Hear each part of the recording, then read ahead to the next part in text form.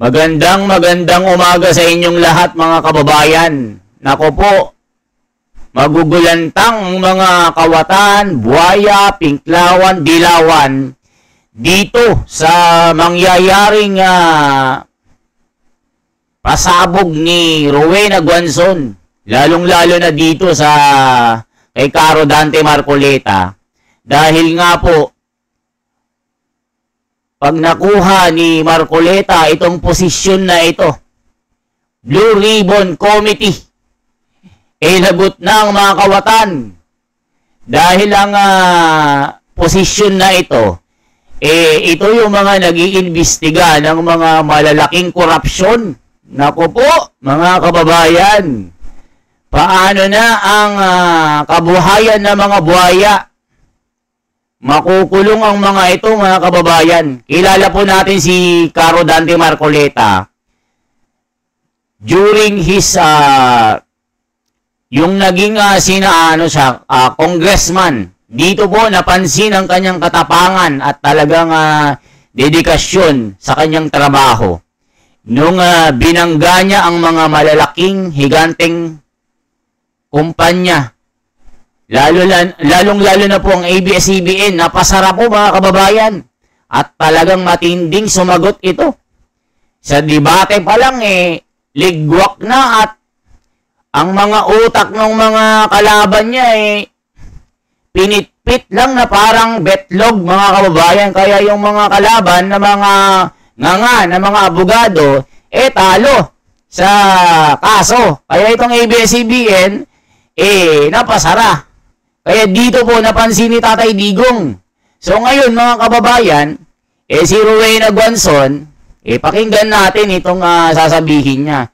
Ikagugulat at mababaliw ang mga bangag dito, pinklawan at mga kawatan.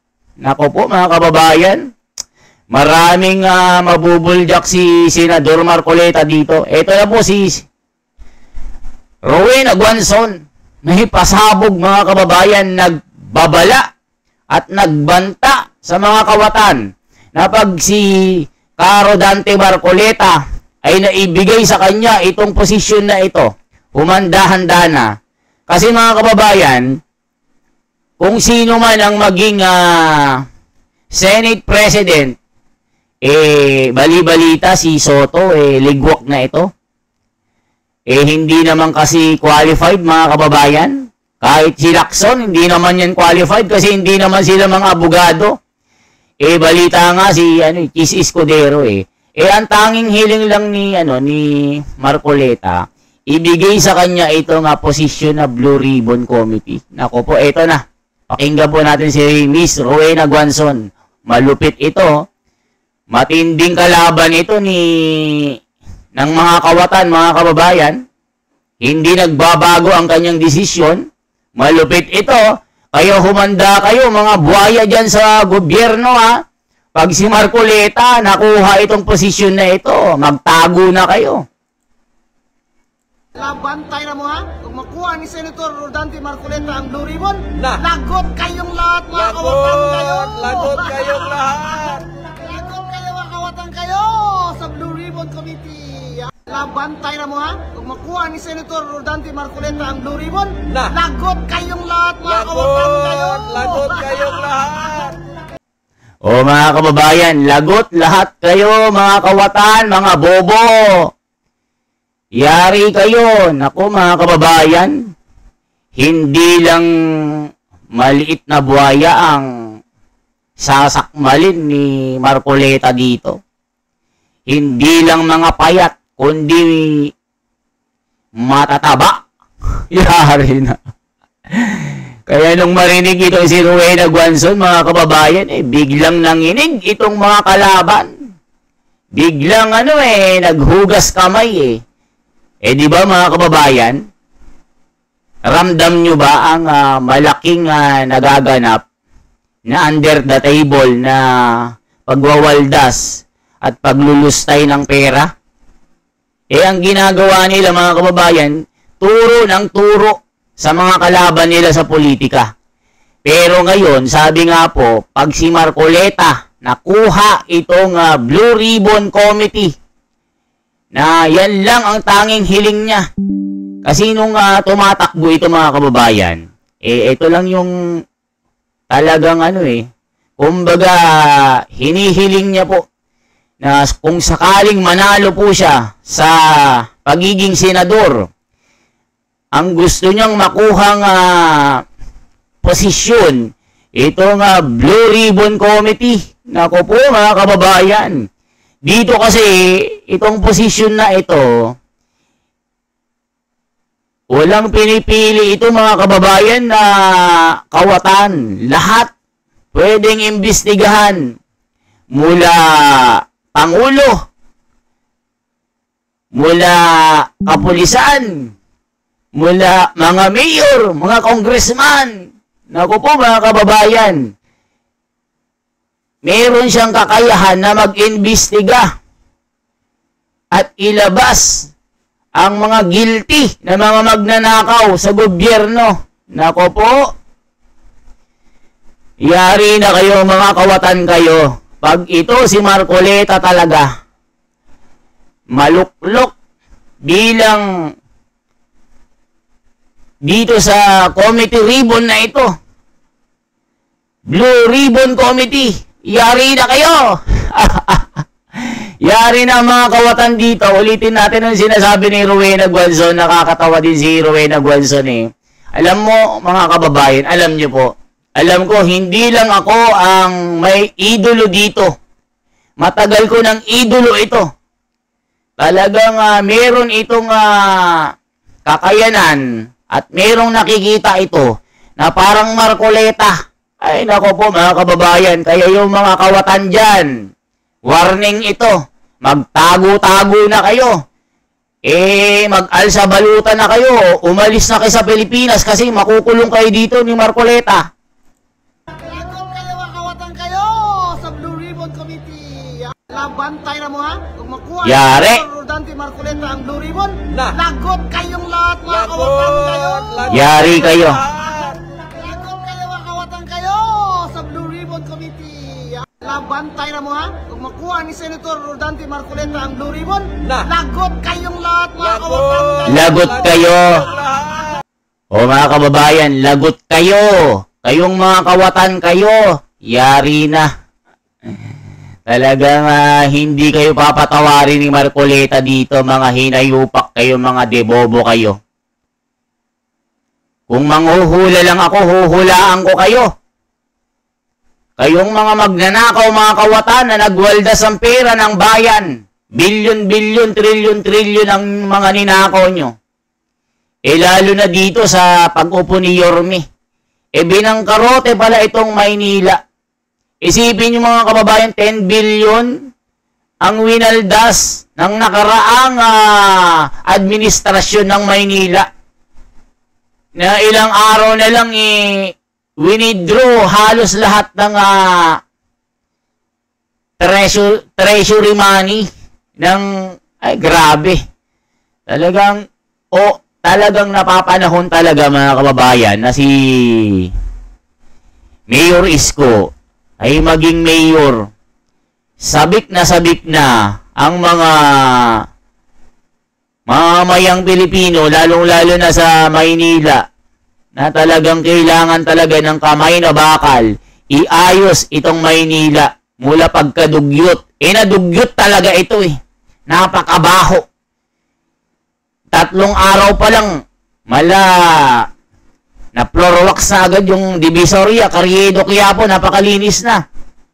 Ngayon mga kababayan, babalikan natin itong sinabi ni Marcoleta na kung sakali siya manalo, ang hiling niya, itong posisyon na ito, kung sino man yung maging Senate President, malamang si Chis Escudero, kasi itong si Soto, malabo ito. Hanapin natin mga kababayan Ito nga sinabi ni Marcoleta. I-check na natin ito, mga kababayan.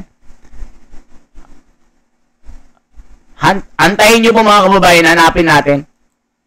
Talagang magugulat kayo dito.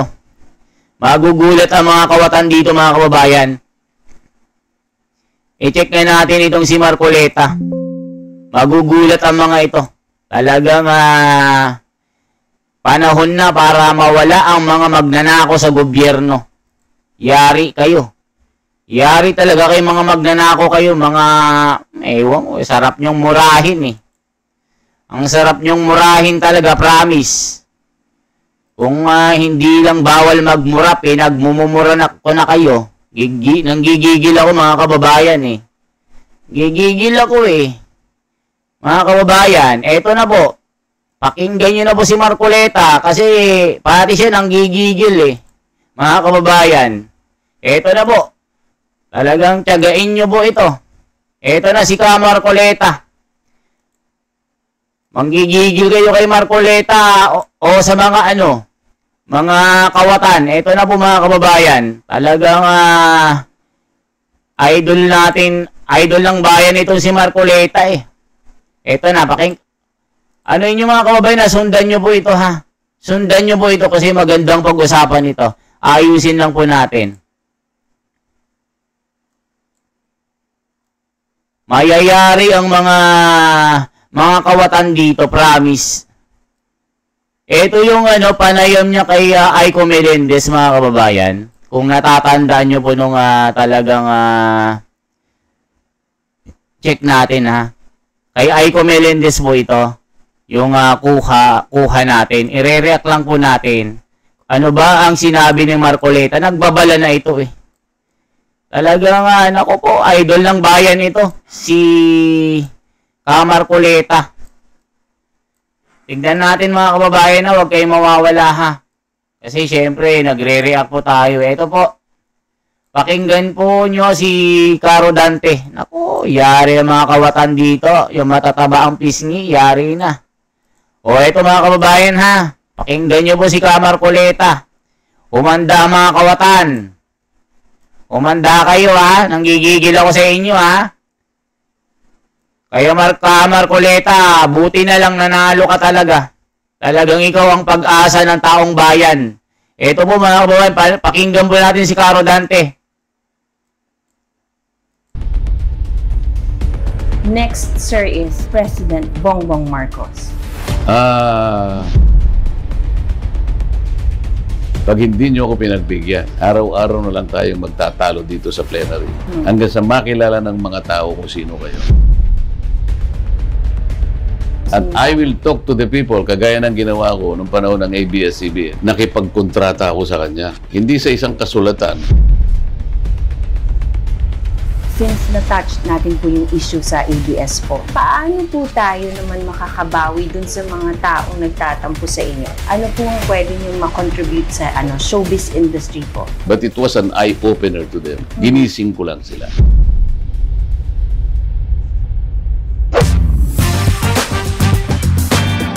O mga kababayan, naalala nyo po si Caro Dante. Ito yung Superman sa Kongreso dati eh. Talagang higante ang kanyang kinalaban dito. Napasara niya itong ABS-CBN. Nagalit ang mga artista. Nagalit sila kay Duterte. Sinama si Marcoleta kasi siya yung abogado dito eh. Kaya mga kababayan, pakinggan po natin itong si Aiko Melendez. Crush ko ito eh. Crush ko ito si Aiko Melendez eh. Ito na.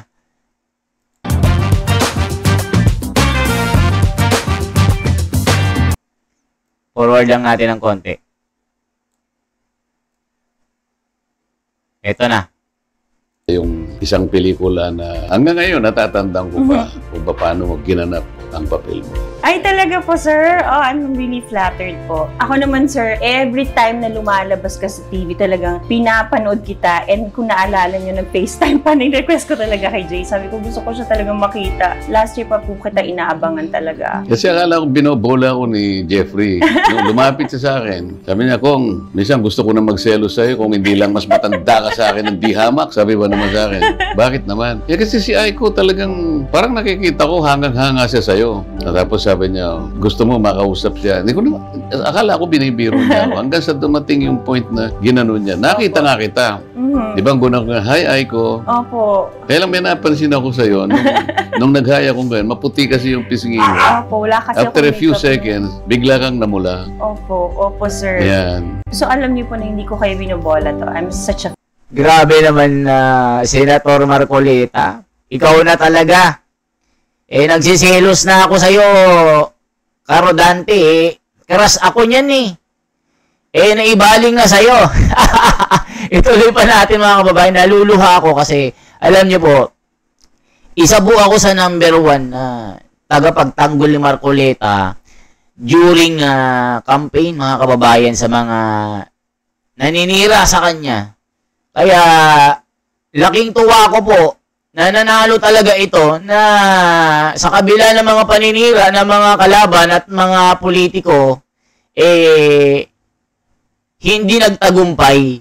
Nagtagumpay pa rin itong magiting nating kapatid. Tuloy natin. Fan. Wala naman pong rason para hindi kayo hangaan dahil bukod sa prinsipyo kayong tao, yung background nyo and Totoo credibility would speak for itself. Pero sir, matanong ko lang yung humble beginnings nyo po. Punta muna po tayo kung paano ba nagsimula ang lahat. Sir, kasi alam naman na marami na ang buhay nyo po dati, ang pamilya nyo at kamag-anakan ay magsasaka daw po from Tarlac. Tama ka, Miss Aiko. Ang aking ama isang magsasaka. Alam mo naman ang hirap ng magsasaka, lalong-lalo na kung yung lupang sinasaka mo ay hindi naman sa inyo. Kaya mapipilitan ka talaga na pati yung mga anak niya. Ako sa murang gulang ko, baka hindi ka maniwala na hindi man lang ako makatulong doon sa actual na pagsasaka dahil sa bata pa ako. Ngunit yung na-assign ng mga kalabaw sa akin ay 3. Kaya kailangan pakainin ko yung mga yun kahit na bata pa ako. So sir, naranasan nyo talaga yung kayo talaga yung nagsasaka? Hindi lang Yung actual, hindi ko, kasi bata pa ako. Pero yung kalabaw na ginagamit sa pagsasaka, kasi kinakailangan pakainin yun. O mga kababayan medyo i-forward po natin. Mukhang mahaba yata ito. Ifo-focus po natin dito. Kasi baka mag-iyakan po tayo na nararamdaman ko yung sinasabi ni Karo Dante dito na yung laki ka sa probinsya na magsasaka. Kasi ganyan po ang buhay namin sa probinsya. Laki rin po ako sa bukid. Lang napakahirap. Yung wala ka pang lupain na sasakain, yun yung mahirap. Kasi dedepende ka lang talaga sa mga amo mo na kukunin ka bilang magsasaka. Ganun po yung nanay ko, ako din, tumutulong ako noon. So ituloy pa natin, baka mag-iyakan tayo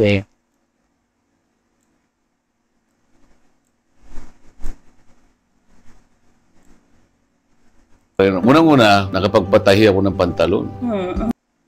Sa'yo, hindi naman amin yung kaso. Kumisa naman may katwiran sila. Limbawa, siyempre, pag tinignan ko yung kaso, hindi naman dapat hanggang ngunit kahit medyo mahirap, ituloy ko rin yung pagiging abogado. Nakita ko kasi yung bata pa kami, yung hatian sa aming harvest. Kasi nga sinabi ko sa'yo, hindi naman amin yung lupa. So, pinaka-major na crops na tinatanim namin, palay at saka tubo. Matay ko mang isip.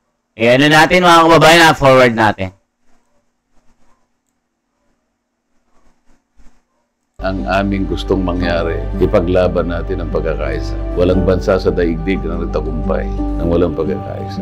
Sa tingin niyo po, may pagkakataon pa para magkaisa po tayong lahat sa gulo ng nangyayari ngayon po? Ako gusto kong sabihin na meron pa tayong magagawa at meron pa tayong pag-asa na gawin yun. Magtulungan lamang tayo na maghalal ng mga taong silang magsisimula, magtutulong-tulong. Tulungan ng administrasyon na ito para sa ganun makamit natin yung pagkakaisa at kapag nangyari yun, marami tayong magagawa. Mabuti para sa ating bansa. Sir, kung sakali, alam ko naman darating tayo sa Senado. On your first day po, anong unang gagawin niyo po sa Senado? Pipilitin kong ipakiusap kung sino man ang magiging leader ng Senado na ibigay sana sa akin yung Blue Ribbon Committee sapagkat yun ang magiging dahilan para maimbestigahan lahat ang malalaking korupsyon na nangyayari sa ating bansa. Isa yun kung bakit lalong lumalala ang paghihirap ng ating bansa. Sa lahat ang pagkakataon na merong korupsyon, nawawala yung pagkakataon na magkaroon ng pag-asa ang mahirap. 30% of our national treasury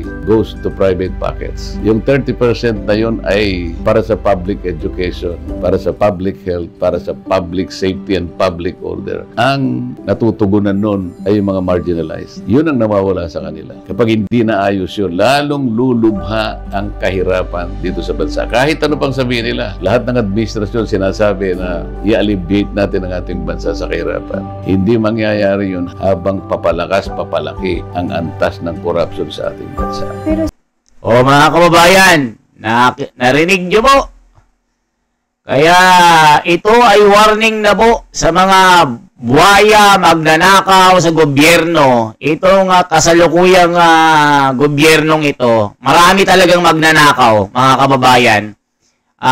Given na po yan. Kaya si Caro Dante, lagot na kayo. Talagang isa-isahin kayo. Ikakarga kayo sa kahon ni Caro Dante. Kahit sino ka pa. Kahit pinakamalakas ka pang tao sa buong mundo. Pag nakita at nakitaan ka ng isang pagkakamali at nagbubulsa ka ng kaban ng bayan, lagot ka na kay Caro Dante. Ituloy pa natin.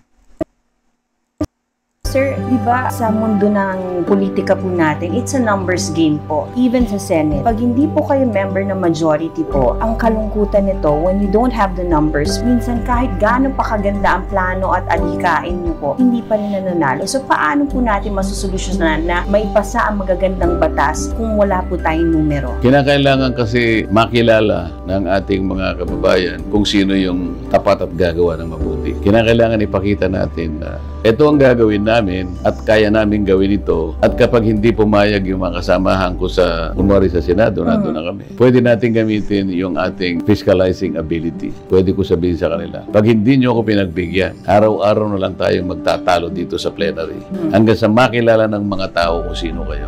At I will talk to the people, kagaya ng ginawa ko nung panahon ng ABS-CBN. Nung una, kahit ako, hindi ko akalain na magagawa namin yung dapat namin gawin. Proteksyonan ng ating mamamayan laban doon sa paglabag ng ABS-CBN. Unang-una, ang sinabi sa ABS-CBN, free to air ang franchise mo, libre. At ikaw naman ay suportado ng napakaraming advertisement. Alam ko naman ang kinikita ninyo. Billion ang kinikita nyo sa advertisement. Ba't kinakailangan pa ninyong magbenta ng black box sa ating mga manonood? Kabawal-bawalan po. Nilaban ko yon. Kahit alam kong siyang pinakamalaking network, wala kahit isang senador na tumulong sa akin. Gagawin ko rin yung patakaran na yun. Kung kinakailangan kong i-explain, ipaliwanag sa ating mamamayan, kayo na po kako ang tumulong sa akin. Kung gaano ginawa natin noon, ngayon po ay ang makasama ko, 24 lang kami. Palagay ko may pag-asa, Miss Aiko. Bakit ka ako? 24 lang ang kakalaban.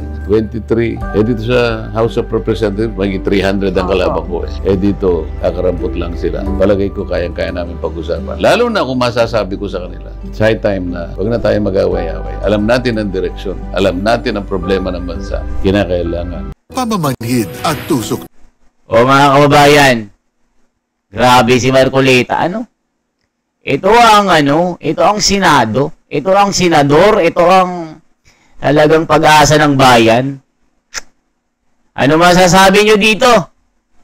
Kaya warning na ito sa mga kawatan dyan sa gobyerno. Ngayon, na paparating si Marcoleta, itong, naku, yari kayo talaga. Binabalaan na kayo ni Marcoleta na sa oras na makuha niya itong Blue Ribbon Committee, nandito lahat. Magkakaroon siya ng kapangyarihan na iimbestigahan ang mga malalaking korupsyon sa gobyerno mula sa pinakasentabo hanggang sa bilyon, trilyon. Yari kayo mga buhaya, kayo mga bobo, kayong mga tanga kayo, na mga magnanakaw kayo dyan. Nandito na ang pinakamalupit, pinakamatapang na si Senador Marcoleta. Mala Duterte. Mala Netanyahu, mala Sara Duterte ang kanyang tapang. Kaya mga kababayan, ano masasabi nyo? Kaya buti na lang nanalo itong ating kapatid na si Caro Dante. Ang magiging tagapagtanggol sa mga mahihirap, sa mga tunay na natatapakan. Sabi nga ni Marcoleta, 30% ng kita ng gobyerno ay napupunta sa sariling bulsa ng mga magnanakaw. Yan po ang kanyang sinabi na sisiguraduhin niya, isusurbol niya 100%. Kahit sino pa ang maging Senate President, Chis Escudero o itong nagmamagaling na si Soto. Pero malamang si, talaga, mga kababayan, nakikita ko na sa aking mga pangitain, si Kilay ang maging Senate President, still returning in his position, na-retain po, si Kilay, si Chis Escudero, kasi abogado ito, magaling ito eh. Kaya sabi niya, hihilingin niya na akin na lang ang Blue Ribbon Committee. Kasi mamaya, si Soto ang maging Senate President, hindi niya ibigay ito eh. Alam niyo naman, puro kontra ito sa mga ginagawa ni Marcoleta. Di ba mga kababayan? Baka pagkampihan nila ni Lacson ito. Sabi nga ni Marcoleta, sana si Chis Escudero na lang. Mga kababayan, yan lamang po ang ating bahagi dito. Mga kababayan, hinihiling ko na sana po i-comment nyo ang mga reaction nyo po dito. Mag-komento, mag-share, mag-like po. Ibahagi natin itong malaking pasabog ni Marcoleta na ito na pag naupo sa Blue Ribbon Committee, kakatayin ang mga korap na malalaki sa gobyernong ito. Mga kababayan,